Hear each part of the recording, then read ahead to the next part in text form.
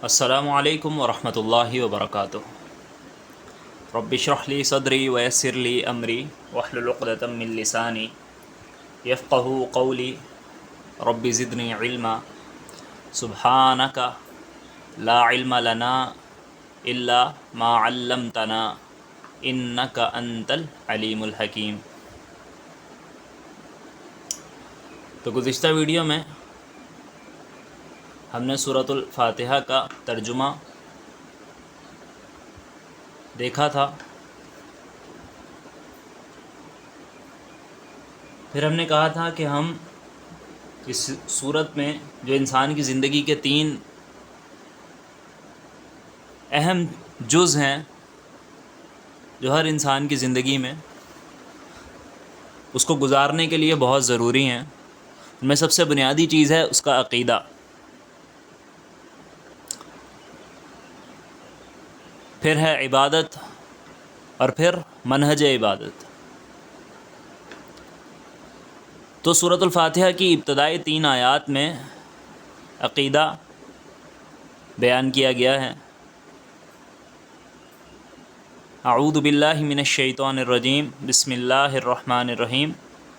अक़ीदा यहाँ से शुरू होता है कि अल्हम्दुलिल्लाहि रब्बिल आलमीन, तारीफ़ करूँगा हर कमाल पर तो अल्लाह रब्बुल इज़्ज़त का, अल्लाह रब्बुल इज़्ज़त की तारीफ़ करूँगा क्योंकि तमाम कमालात का मालिक वो रब्बुल आलमीन है। अब इस रब की और इसके कमालात की अगर आप इसे देखना चाहते हैं तो अंबिया अलैहिस्सलाम ने किस तरह तारीफ़ की है। इब्राहीम अलैहिस्सलाम ने सूरतुल बक़रा है उसका 35वां रुकू आप पढ़ लीजिए। ये आपका होमवर्क है।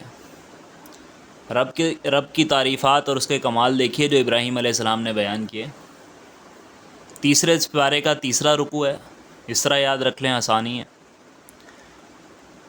और फिर मूसा अलैहिस्सलाम से सुनिए कि फ़िरौन के सामने उन्होंने, जब फ़िरौन ने पूछा कि क़ौला फ़मर रब्बुकुमा या मूसा, सूरत तौहा है आयत नंबर 49 से लेकर 55 तक हज़रत मूसा अलैहिस्सलाम ने रब्बुल आलमीन के कमालात की तारीफ़ की है। यह आप खोल कर पढ़िए। तो इसमें अब इब्तदाई 3 आयात में कि तारीफ़ अल्लाह की करूँगा जो मालिक है, जज़ा के दिन का बदला भी उसी से लूँगा। फिर आगे आती है इबादत, कि इबादत भी अल्लाह रब्बुल इज़्ज़त की करूँगा, सिर्फ़ उसी की इबादत करूँगा। और मदद मांगना, दुआ मांगना, ये भी क्योंकि इबादत है। अद्दुआ हुवल इबादा, नबी सल्लल्लाहु अलैहि वसल्लम ने फरमाया दुआ ही इबादत है। तो दुआ में मदद मांगी जाती है, तो मदद भी मांगूँगा तो सिर्फ़ अल्लाह से मांगूँगा और उसके बाद उस पर अमल फ़ौरन कि मैं मदद मांगूँगा और साथ ही ये अमल कर कर मदद मांगते भी हैं। हम दुआ मांगते हैं इहदिनस सिरातल मुस्तकीम, साथ ही मदद मांगते हैं कि या अल्लाह हमें सीधे रास्ते पर चला। ये दुआ है, ये इबादत है। फिर मनहज क्या होगा, किन के रास्ते पर चलाना है, वो हम इस आखिरी आयत में हमारा मनहज हमें बयान किया जाता है, जिसे हम रोज़ाना कई मरतबा दोहराते हैं कि सिरातल्लज़ीना अनअमता अलैहिम, मुनअम अलैहिम लोगों का रास्ता, उन लोगों का रास्ता जिन पर अल्लाह आपने इनाम फरमाया है, और बुरे लोगों के रास्ते से हमें बचा। तो अब हम ये जानने की कोशिश करते हैं कि ये सिरात मुस्तकीम ये है क्या, सिरात मुस्तकीम क्या है, सीधा रास्ता क्या है। तो इसे जानने के लिए हम कुरान मजीद से ही पूछते हैं और चंद एक आयात हैं जिन्हें पढ़ते हैं और जानने की कोशिश करते हैं कि ये सीधा रास्ता है क्या। सबसे पहली आयत हम देखते हैं सूरतुल अनआम, आयत नंबर हमें चाहिए 153।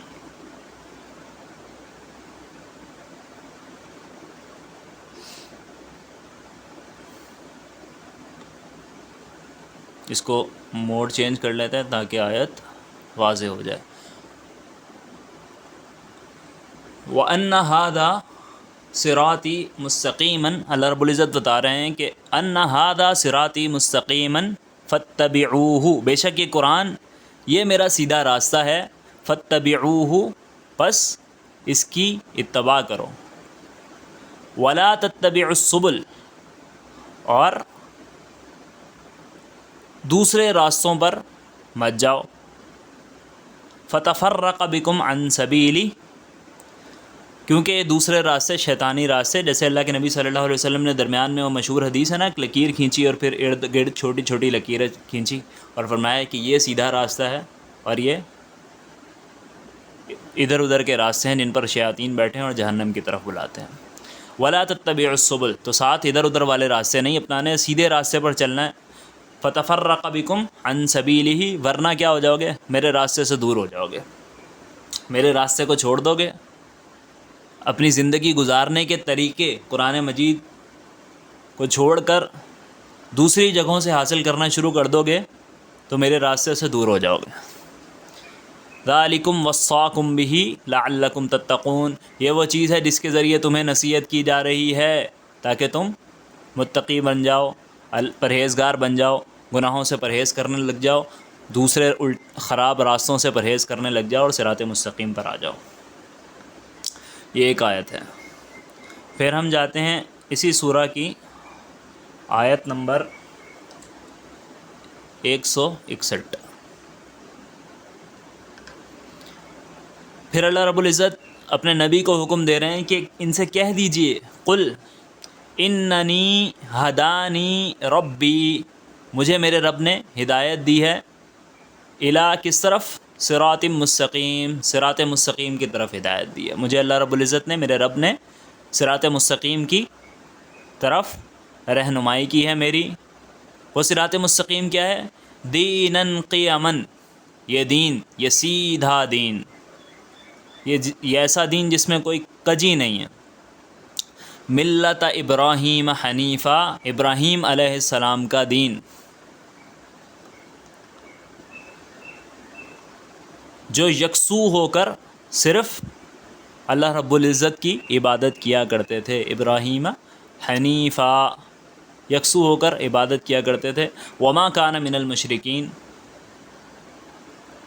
اور وہ مشرکین میں سے نہیں تھے. تو پچھلی آیت میں اللہ رب العزت نے قرآن مجید کو صراط مستقیم کہا، اور اب اس دین کو جو محمد صلی اللہ علیہ وسلم ہمارے پاس لے کر آئے، ابراہیم علیہ السلام کا دین، یہ اسی دین کی کتاب ہے نا قرآن مجید، اسی سے ہم یہ دین حاصل کرتے ہیں، تو اس دین کو صراط مستقیم کہا.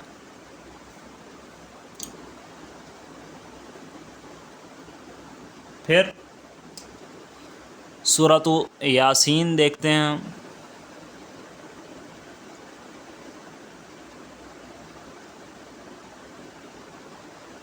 آیت ہے اس کی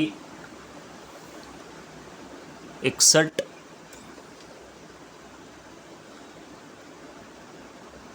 رب العزت فرماتے ہیں وَأَنِ اعْبُدُونِی، بس تم سب میری ہی عبادت کرو، صرف میری عبادت کرو.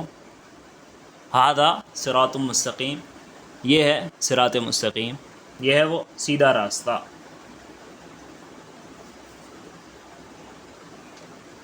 اور یہ کن لوگوں کا راستہ ہے؟ پھر ہم کہتے ہیں صراط مستقیم تک تو ہو گیا.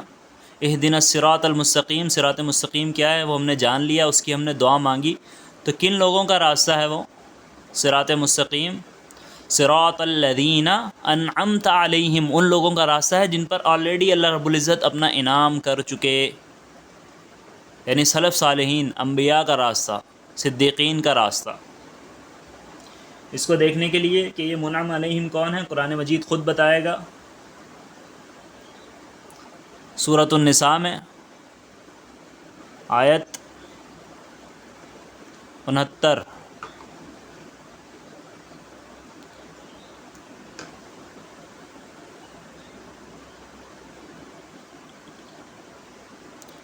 وَمَن يُطِعِ اللَّهَ وَالرَّسُولَ فَأُولَئِكَ مَعَ الَّذِينَ أَنْعَمَ اللَّهُ عَلَيْهِمْ من النبیین والصدیقین والشہداء والصالحین. تو جو کوئی اطاعت کرے گا اللہ اور اس کے رسول کی تو وہ ہو جائے گا، وہ ہوگا مع الذین، کن کے ساتھ؟ ان کے ساتھ ہوگا انعم اللہ علیہم، جن پر اللہ رب العزت نے اپنا انعام کیا، انعام کردہ بندوں میں سے. وہ کون ہیں؟ من النبیین، جو نبیوں میں سے ہیں. صدیقین، صدیقین میں سے ہیں، سچوں کے ساتھ ہیں جنہوں نے نبیوں پر اترنے والے دین کی تصدیق کی. والشہداء، اور پھر جو اس دین کے لیے کٹ مرے. والصالحین، اور صالح بندے، اللہ رب العزت کے نیکوکار بندوں میں سے ہو جائے گا. اب اللہ رب العزت نے، اب ہم دعا تو کر رہے ہیں کہ ان کے راستے کی، منعم علیہم کے راستے کی، تو اللہ رب العزت کہہ رہے ہیں ان میں سے ہو جائے گا. کون ہوگا؟ دعا تو آپ نے کر لی، عمل کیا کرنا پڑے گا؟ دعا آپ مجھ سے کر رہے ہیں، ان میں شامل اللہ رب العزت کہہ رہے ہیں وہ ہوگا جو اطاعت کرے گا اللہ کی اور اس کے رسول کی. یہ شرط ہے ان لوگوں میں شامل ہونے کے لیے. پھر اللہ رب العزت فرماتے ہیں حسن اولئک رفیقا، کیا خوب کمپنی ہے یہ، کیا خوب ساجھ داری ہے، کیا خوب ساتھ ہے، یہ کتنے اچھے لوگوں کا ساتھ ہے. اور پھر اگلی آیت میں فرماتے ہیں ذالک الفضل من اللہ، یہ تو اللہ کا بہت ہی بڑا فضل ہے، بڑی ہی اس کی نعمت ہے. وکفیٰ باللہ علیما، اور اللہ کافی ہے اپنے بندوں کے احوال کو جاننے کے لیے. اب مزید یہ تمام باتوں کو اگر ہم ایک آیت میں دیکھنا چاہیں تو ہم